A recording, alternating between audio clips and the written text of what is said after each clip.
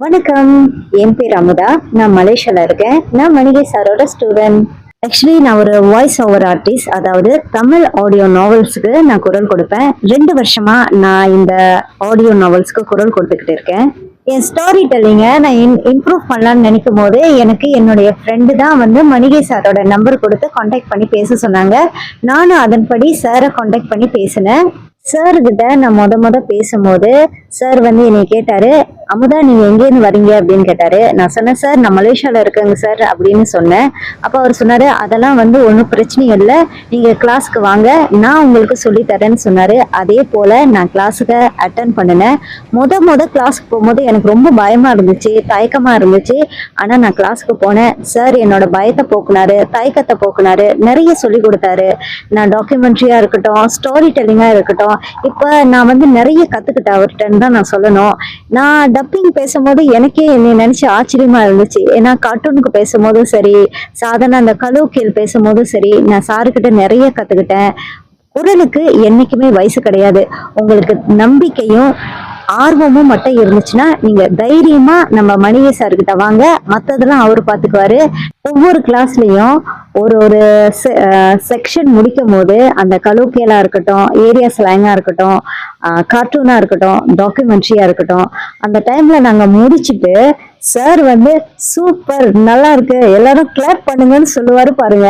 அது ரொம்ப ரொம்ப ரொம்ப ஒரு ஒரு அற்புதமான டைம் தான் நான் சொல்லுவேன். அதை வந்து நான் ரொம்ப மிஸ் பண்ணுவேன். அதை நினைக்கும் போது எனக்குள்ள வந்து ரொம்ப சந்தோஷமா இருக்கும். அது வந்து சொல்லுவாங்கல்ல, நினைத்தாலே இனிக்கும்னு சொல்லுவாங்கல்ல, அதே போல எனக்கு அந்த ஃபீல் கொடுத்துச்சு. அதுக்கப்புறம் வந்து சார் வந்து ஒரு நடமாடும் நூலகம் தான் சொல்லணும். அவருக்கு தெரியாத விஷயமே கிடையாது. அவர் வந்து ஒரு நல்ல இசையமைப்பாளர். அப்புறம் வந்து படம் வந்து டைரக்ட் பண்ண போறேன்னு சொல்லிக்கிட்டு இருந்தாரு. அதே போல அவர்கிட்ட வந்து பொது விஷயமாக இருக்கட்டும், மற்ற லெசன் பத்தியா இருக்கட்டும், எல்லாமே வந்து அவர் நல்லா கிளியர் பண்ணுவாரு.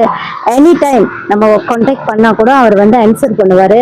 அவர் வந்து நம்மளோட ஃபோன் கால்ஸை வந்து அட்டென்ட் பண்ணாம இருந்ததே இல்லை.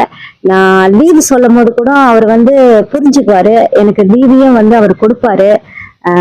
இந்த மாதிரி சார் கிடைக்க நாங்க எல்லா ஸ்டூடெண்டும் வந்து கொடுத்து வச்சிருக்கணும்னு தான் நான் சொல்லணும். இப்ப என்னுடைய கோர்ஸ்ல வந்து நான் கடைசி கட்டத்துல இருக்கேன்னு தான் சொல்லணும்.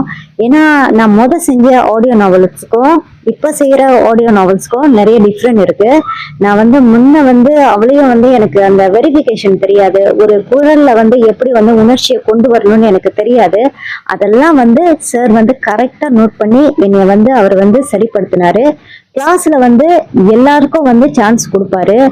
அதுல வந்து பாகுபாடு எதுவுமே இருக்காது. இங்க உள்ள ஸ்டூடெண்ட், லோக்கல்ல உள்ள ஸ்டூடெண்ட், ஓவர்சீஸ்ல உள்ள ஸ்டூடெண்ட் வந்து பாகுபாடே இருக்காது. எல்லாருக்கும் வாய்ப்பு தருவாரு. நாங்க எல்லாரும் பேசுவோம். ஒரு நாள்ல வந்து நாங்க என்ன வந்து கிளாஸ்ல கத்துக்கிட்டோம், அந்த ரிவிஷன் வரும்போது ரொம்ப ஜாலியா என்ஜாய் பண்ணி தான் ஒவ்வொரு கிளாஸையும் நாங்க அட்டென்ட் பண்ணுவோம். அதுல வந்து சார் வந்து நம்ம என்ன பேசுறோம், நம்மளோட குரல்ல வந்து நம்ம என்ன வந்து மிஸ்டேக் செய்யறோம் அப்படின்னு வந்து அவரு நிறைய சொல்லி தருவாரு. உணர்ச்சி பூர்வமா எப்படி வந்து அதை பேசணும், அந்த கலோக்கியல் சீன்ஸை வந்து எப்படி பேசணும் அப்படின்னு வந்து சார் எனக்கு சொல்லி கொடுத்தாரு. அப்புறம் நான் கார்ட்டூன் பேசினேன். கார்ட்டூன் பேசும்போது எனக்கே ஆச்சரியம். ஏன்னா ரொம்ப நாள் கழிச்சு நான் கார்ட்டூன்லாம் வந்து கோ த்ரூ பண்ணி கார்ட்டூன் பேசும்போது ரொம்ப சந்தோஷமா இருந்துச்சு. அதே போல சார் வந்து சொல்லி கொடுத்தாரு, கார்ட்டூன் வந்து எப்படி பேசணும்னு சொல்லி கொடுத்தாரு. முதல் நாள் நான் கிளாஸ்க்கு போகும்போது சார் என்னோட உச்சரிப்பை பார்த்தாரு, என்னோட உச்சரிப்பை சரிப்படுத்தினாரு. எண்களை எப்படி ப்ராப்பரா நம்ம வந்து உச்சரிக்கணும்னு சொல்லி கொடுத்தாரு. அதுக்கப்புறம் நான் கிளாசிக்கல் பேசினேன். கிளாசிக்கல்ல எப்படி சரளமா பேசுறதுன்னு நான் கத்துக்கிட்டேன் சாருக்கிட்ட. அதுக்கப்புறம் நான் டாக்குமெண்ட்ரி பேசினேன். டாக்குமெண்ட்ரி பேசும்போது நான் நிறைய கத்துக்கிட்டேன்.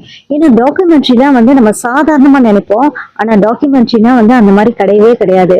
டாக்குமெண்ட்ரியா ஒரு சரித்திரமா இருந்தா எப்படி சொல்லணும், ஒரு சோகமா இருந்தா எப்படி சொல்லணும் அப்படின்ற நான் வந்து வெரிஃபிகேஷன் வந்து தெரிஞ்சுக்கிட்டேன். அதுக்கப்புறம் வந்து நான் ஏரியா ஸ்லாங் பேசினேன். ஏரியா ஸ்லாங் பேசும்போது எனக்கு என்ன நினைச்சு ஆச்சரியமா இருந்துச்சு. என்ன போல ஓவர்சீஸ்ல இருக்கிற ஸ்டூடெண்ட் எல்லாம் தயக்கம் இல்லாம பயம் இல்லாம தைரியமா சாரோட டப்பிங் கோர்ஸ்ல ஜாயின் பண்ணுங்க. நீங்க நிறைய கத்துக்கலாம். நீங்க நம்பிக்கையோட வாங்க, மற்றதெல்லாம் சார் பார்த்துக்குவாரு.